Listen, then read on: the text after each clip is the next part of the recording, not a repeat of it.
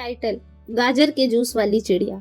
सर्दी का मौसम आ चुका था। आसपास के जंगल के सभी पक्षियां सर्दी के फल और सब्जियां को ही उगाकर खाते थे। वहीं तारा चिड़िया अपनी बेटी माही के लिए सस्ते गाजर देखकर बहुत सारे गाजर ले आती है और उसका हलवा बनाकर अपनी बेटी को देते हुए कहती है, तारा, एरी ओ माही, इधर तो आ, देख मैंने तेरे लिए क्या बनाया है आज। ले ले जरा चक्कर तो बता कैसा बना है।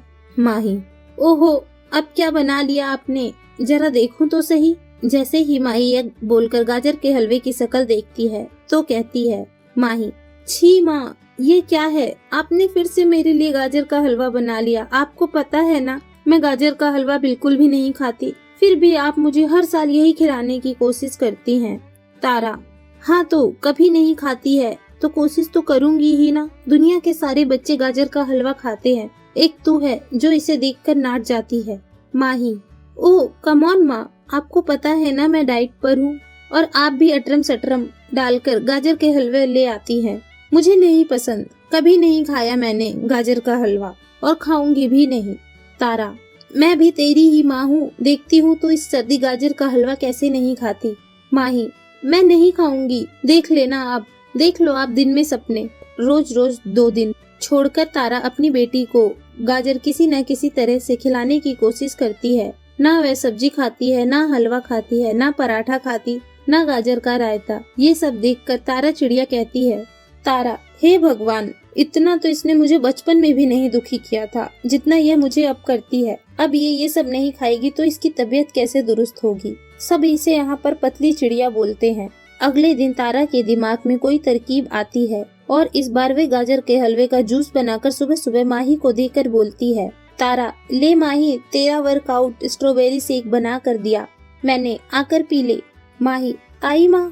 तारा मन में, आज मैंने इसका स्ट्रॉबेरी शेक बना दिया है, देखती हूँ ये कैसे नहीं पीती। तभी माही उस गाजर के जूस को 2 मिनट में पी जाती है और बोलती है, माही, माँ, आज का जूस तो आपने काफी अच्छा बनाया था, क्या थोड़ा और मिल सकता है मुझे।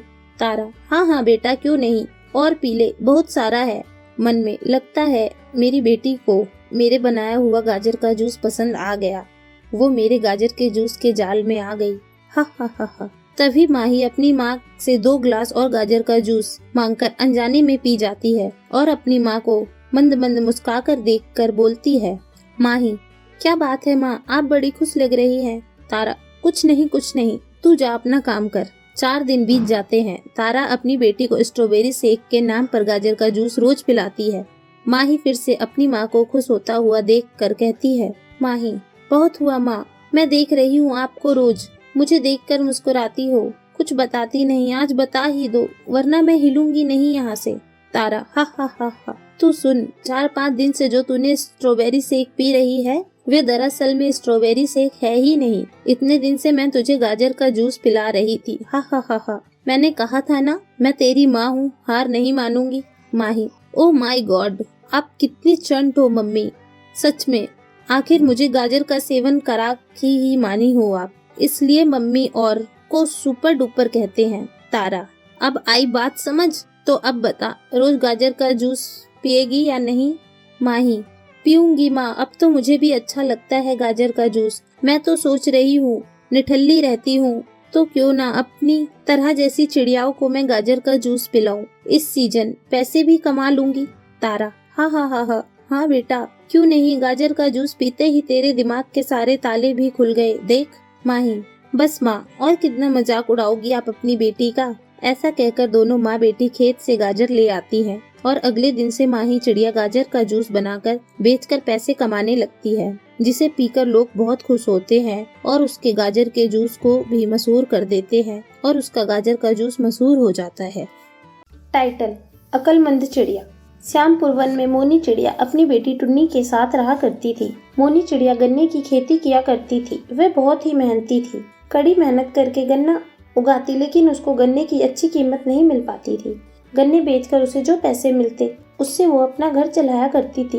एक दिन जब वो गन्ने के खेत में जा रही थी तो उसकी बेटी टुन्नी उसको कहती है, टुन्नी चिड़िया, माँ, मैं आपके साथ खेत पर चलूंगी। मोनी चिड़िया: बिटिया, तू खेत पर जाकर क्या करेगी, मैं तो खेत में काम करूंगी, तू वहाँ अकेले बैठे बैठे बोर हो जाएगी।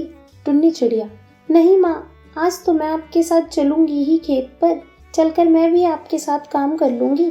मोनी चिड़िया, तो ठीक है, चल मेरे साथ। टुन्नी चिड़िया अपनी माँ के साथ खेत पर चली जाती है। खेत में गन्ने की फसल लहरा रही थी। टुन्नी चिड़िया अपने गन्ने के खेत पर आकर बहुत खुश थी। वह अपनी माँ से पूछती है, टुन्नी चिड़िया, माँ आप इतने सारे गन्नों का क्या करोगी? तब मोनी चिड़िया उसे बताती है, मोनी चिड़िया, बेटा इन गन्नों के बराबर ही तो अपना घर चलता है इन्हें बेचकर। जब टुन्नी चिड़िया अपनी माँ से गन्ने के खेत के बारे में पूछ रही थी, तब वहाँ दो पक्षी आते हैं। वह मोनी चिड़िया से पूछते हैं, कौवा, मोनी बहन क्या तुम अपना गन्ना बेचोगी? मोनी, हाँ भैया, ये गन्ना बेचने के लिए ही है। कहिए कितना दे दूं? 20 के भाव से दूंगी। मेरे रसीले गन्ने जैसा गन्ना आपको कहीं नहीं मिलेगा। कौवा, अरे मोनी बहन, हम लोगों को 50 किलो गन्ना लेना है, लेकिन तुम्हारा भाव तो बहुत ही ज्यादा है। हम लोग 15 किलो के भाव से लेंगे। अगर तुम्हें इस भाव में अपना गन्ना बेचना है तो ठीक है, वरना हम कहीं और जाकर देखेंगे। इतना कहकर वह पक्षी वहाँ से चले जाते हैं। तब मोनी चिड़िया उनको रोकते हुए कहती है, मोनी, ठीक है भैया, तुम इसी भाव में ले लो। फिर मोनी चिड़िया 50 किलो गन्ना उन पक्षियों को बेच देती है। पक्षी गन्ने लेकर चले जाते हैं। टुन्नी चिड़िया, माँ तुम इतनी मेहनत करती हो, पर फिर भी गन्ने को उचित मूल्य नहीं मिल पाता। क्यों ना हम अपने गन्ने को शहर में बेचें? शहर में तो कई पक्षी गन्ने का जूस बनाकर महंगे दामों पर बेचते हैं, वहाँ हम लोगों को अच्छा पैसा मिल जाएगा। मोनी, हाँ बेटा, बात तो तू सही कह रही है, लेकिन हम लोगों के पास इतना पैसा नहीं है कि हम कोई गाड़ी करके अपने गन्ने को शहर लेकर जा सके।